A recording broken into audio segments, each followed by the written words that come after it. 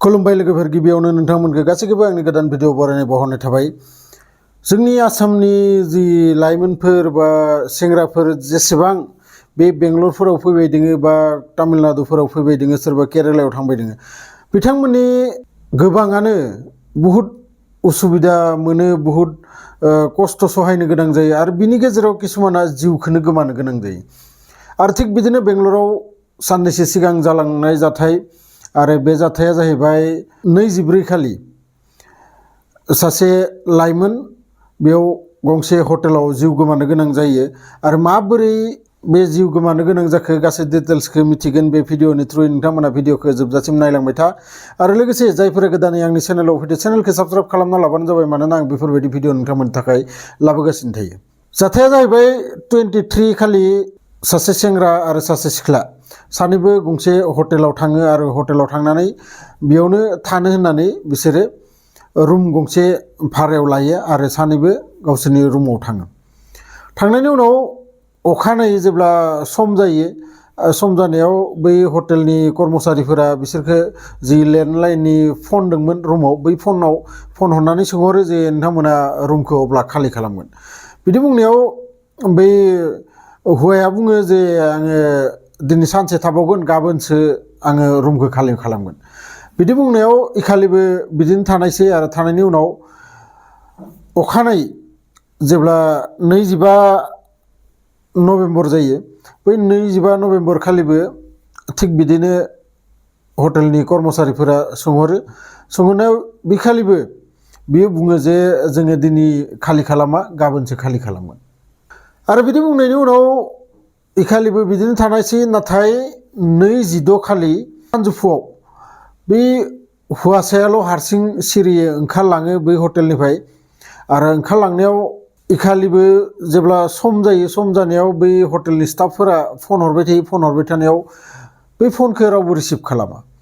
Receive खालामैयाव सासे स्टाफनिनो सासे सेंग्रा बै रुमखौ नायहैनो होनना थाङो। नायहैनो होनना थांबा दरजाया खुलिनाय दोङो आरो दरजाखौ खेंनानै जेब्ला नायो, बै रुमनिफ्राय गोबां माने गेसाव गेसाव मोनामनाय ओंखारबोयो आरो लोगोसे बियो जाबायदि थैफोरखौ नुयो, नुनानै बिनिफ्राय बियो गिनानै खारबोयो आरो खारबोखांनानै बियो गावसोरनि जि हटेलनि मालिक, हटेलनि जि मेनेजारफोर दोङो गासैनोबो खोन्थायो। खोन्थानायनि उनाव लोगो लोगो पुलिसखौ लेंहरनाय जायो आरो पुलिसखौ लेंहरनायाव दसे उनाव पुलिसफोरा मोनफैयो। बेयाव मोनफैनायाव बै रुमनिफ्राय जाबायदि मोनामनाय आरो जाबायदि माने थैफोरा बेयाव गोलैनानै दंमोन, बै लाइमोनखौ लाना थांनानै पस्टमर्टम खालामनो हरो आरो लोगोसे बै रुमफोरखौ तालासि खालामो। खालामनायाव बेयाव मबाइल गंसेल' मोनो, नाथाय मबाइला 24 खालि सुइस अफ जायोमोन। आरो बै 24 खालि सुइस अफ जानायखायनो पुलिसफोरा मोनसे आन्दाज खालामो जे साननै सिगांनो बे मार्डारा जादों। नाथाय बै सेंग्राया दा अबेयाव खारखो?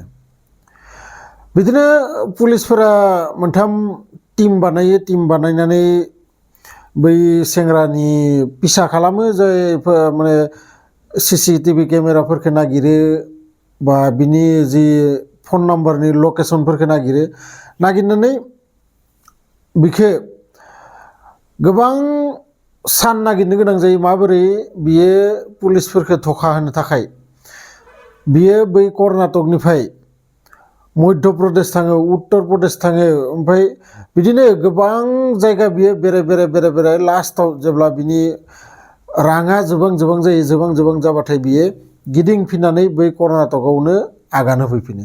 आरो बै कर्नाटकआवनो थांनाय 29 नभेम्बर खालि बेखौ एरेस्ट खालामो पुलिसफोरा। आरो एरेस्ट खालामनानै बेनाव सोङो जे मानि थाखाय नों बुथारखो?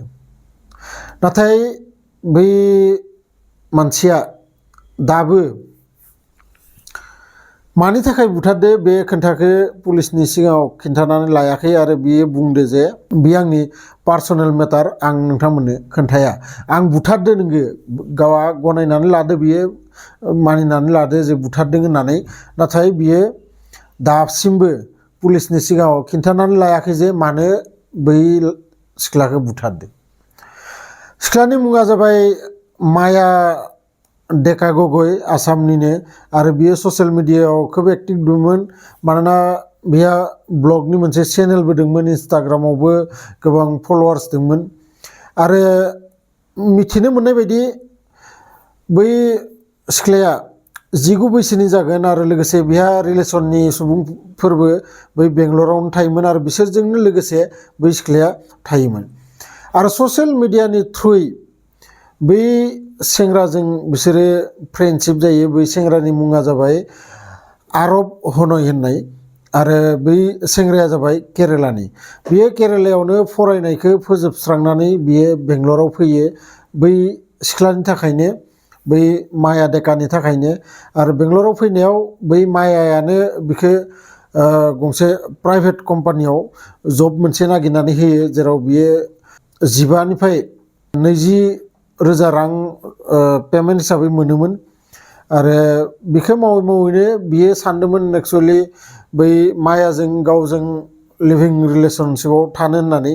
नाथाय मायाया मानिनानै लायासैमोन, मानोना बिहा रिलेसननि सुबुंफोर बेयाव थाखायो। गतिके बिसोरखौ गारनानै बियो बै आरबजों थानो लुगैयाखैमोन।